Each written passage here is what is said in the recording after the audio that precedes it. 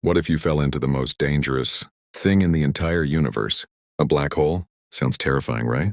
Today we are going to find out exactly what would happen to you, step by step, from beginning to end. A black hole forms when a massive star reaches the end of its life and collapses under its own gravity. The collapse is so incredibly powerful that gravity becomes absolutely extreme, so strong that nothing in the universe can escape from it, not even light itself. Now imagine you are floating alone in space and slowly drifting toward a black hole. As you get closer, something very strange starts to happen.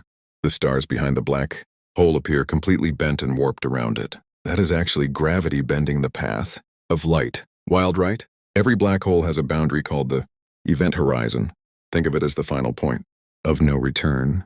The moment you cross that line, there is absolutely no way out, not ever. Here is where things get really wild. As you approach the event horizon, time actually starts slowing down for you. Your friend watching from far away sees you moving slower and slower, almost frozen, like a paused video.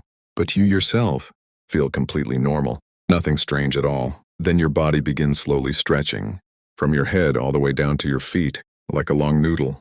Scientists actually gave this a name, and that name is spaghettification. Yes, that is a completely real scientific term.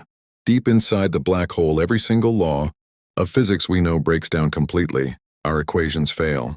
At the very center sits the singularity, a point where space and time simply stop existing forever. Stephen Hawking discovered that black holes slowly leak energy over billions and billions of years and eventually evaporate completely and disappear from the universe forever. The nearest black hole to Earth is 1,500 light years away.